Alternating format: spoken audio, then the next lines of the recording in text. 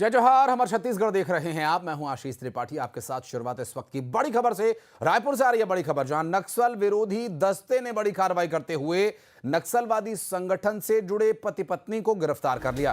फर्जी ID proof बना करके रायपुर में ये रह रहे थे। सुरक्षा एजेंसीज की ये बड़ी कार्रवाई। फिलहाल मामले की कोई आधिकारिक पुष्टि नहीं हुई है। देखना यह होगा कि इस पूरे मामले में जो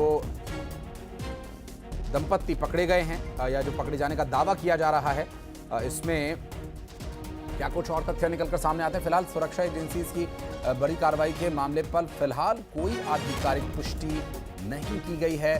देखना यह होगा कि सुरक्षा एजेंसीज की इस पूरी कार्रवाई में क्या कुछ तथ्य और सामने आते हैं आने वाले वक्त में। फिलहाल जो आईडी प्रूफ हैं उनकी जांच की गई है, सुरक्षा एजेंसीज की तरफ से कार्रवाई की गई, जानकारी मिल रही है, लेकिन आधिकारिक पुष्टि के लिए थोड़ा इंतजार और करना होगा। इस पर और डिटेल्स लगातार अब तक पहुंचाते रहेंगे। फिलहाल आपको बता दें कि रायपुर में नक्सली संगठन से जुड़े दंपत्ति के पकड़े जाने की खबर सामने आई है। एंटी नक्सल ऑपरेशंस जो लगातार चलाए जा रहे हैं सशस्त्र नक्सलवाद के खात्मे के लिए, तो चाहे वो लोन वर्राटू अभियान के माध्यम से आत्मसमर्पण करने वाले उन लोगों का मामला हो जो मुख्य धारा से जुड़ रहे हैं, या वो लोग जो ऐसे लोगों को रोक रहे हैं, बल्कि जो आम नागरिक हैं उन्हें धमका रहे हैं और उनकी हत्या तक कर रहे हैं। सशस्त्र नक्सलवाद के खिलाफ भी ऑपरेशंस लगातार जारी है और दूसरी तरफ घर पकड़ सर्च अभियान भी जारी है, जो किसी भी तरह से नक्सलवादी विचारों को आगे बढ़ा रहे हैं, चाहे वो हथियार चला करके हो या फिर मैनेजमेंट के माध्यम से जो नक्सलवाद को बढ़ावा दे रहे हैं, जो किसी तरह से इसमें इंटेल की तरह काम करते हैं। तो ये ऐसे लोगों की गिरफ्तारी होना भी बहुत ज़रूरी है।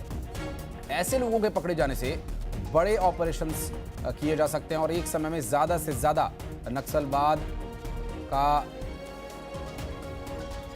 विचार लेकर आगे बढ़ रहे लोगों को रोका जा सकता है। और जो अभी खबर सामने आई है उसमें कुछ इसी तरह की बात भी कही जा रही है कि रायपुर में रह रहे थे। अब देखिए, नक्सलवाद जो सशस्त्र नक्सलवाद है वो काफ़ी बीहड़ इलाकों में, दुर्गामी उन इलाकों में, उन जंगलों में उनके रहने की बातें सामने आई हैं, जिसमें बस्तर, सरगुजा और बुजमाड़ के वो इलाके हैं, खास करके जो तेलंगाना और महाराष्ट्र की सीमाओं से लगने वाली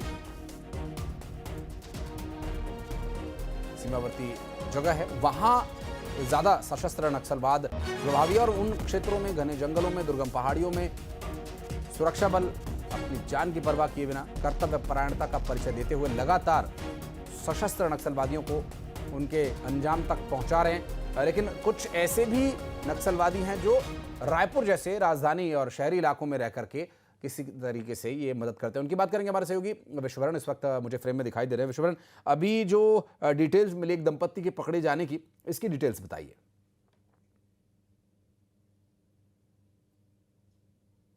जंगोरा भाटा से एक किराए के मकान से इन दोनों को गिरफ्तार किया गया है और ये मूल रूप से बीजापुर के गंगारूल के रहने वाले हैं।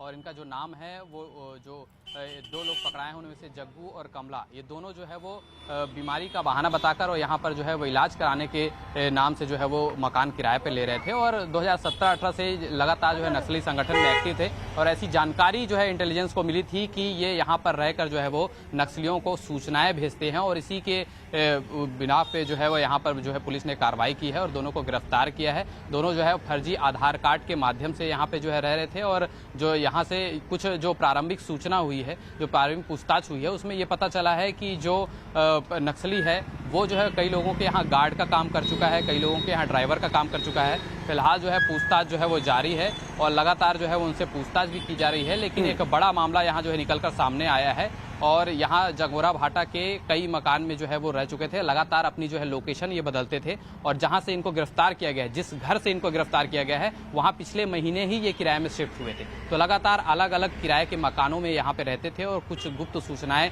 नक्सलियों को जो है भेजते थे और इनकी जो है जानकारी पुलिस को मिली थी। इसके बाद जो है वो SIA ने जो है कार्रवाई की है।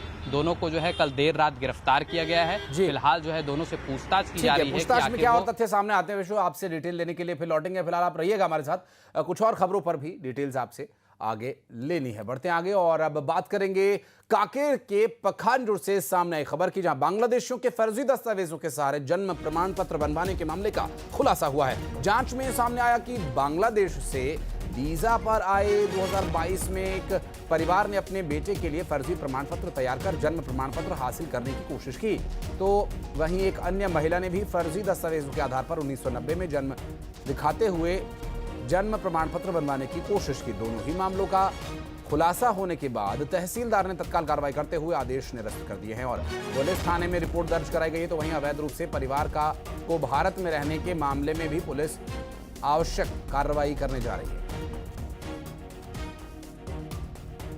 में जांच करवाया गया। जांच में पाया गया कि जो प्रशांत बैरागी है, उसका पुत्र सुकृति बैरागी, जो बांग्लादेशी निवासी जिनके पास बांग्लादेशी पासपोर्ट है, उनके द्वारा अनाधिकृत रूप से 2023 से उनका वीजा समाप्त हो गया है, वो भारत में रह रहा है।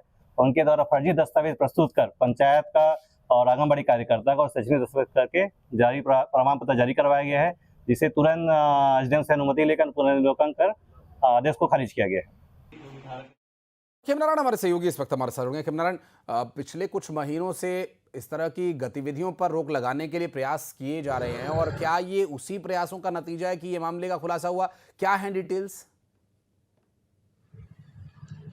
जी बिल्कुल, आपको मैं बता दूं कि जिस प्रकार सरकार के द्वारा जो है अवैध रूप से रह रहे भारत में विदेशियों को लेकर जो है एक कड़े नियम और कदम उठाए गए हैं, उसी क्रम में जो है कांकेर जिले के जो पखांजूर एरिया है, हालांकि वो पखांजूर एरिया 1971 में बांग्लादेशी रिफ्यूजियों को वहां पर बसाया गया था, लेकिन कुछ जो बाद में आए हुए जो लोग हैं जिनके पास कोई प्रमाण पत्र पुख्ता नहीं है, वैसे भी लोग जो है वहां पर बसे हुए हैं, जो लोग जो है 2022 में जो है भारत पहुंचे थे और वीजा उनका 2023 में खत्म होने के बावजूद भी वो भारत में रहने के लिए जो है फिर से अपना प्रयास कर रहे थे और जुगाड़ लगा रहे थे अपने बच्चों के जो है प्रमाण पत्र फर्जी दस्तावेजों के तरीके से जो है लगाने के लिए पंचायत और आंगनबाड़ी कार्यकर्ताओं से उन्होंने लिखवा कर तहसील ऑफिस में जमा किया गया था, लेकिन उसकी जो शिकायत का संज्ञान में आने के बाद जो है तहसीलदार ने उसमें पूर्ण रूप से जांच की। जांच में पाया गया कि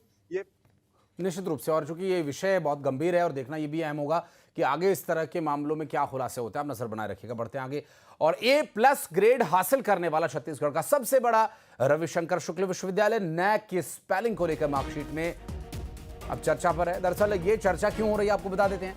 ऐसी कई मार्कशीट छात्रों को दी गई हैं जहां राष्ट्रीय मूल्यांकन एवं प्रत्यायन परिषद यानी national assessment and accreditation council जो है उसकी शॉर्ट फॉर्म NAAC लिखी होनी चाहिए, लेकिन यहाँ NACC लिखा हुआ है।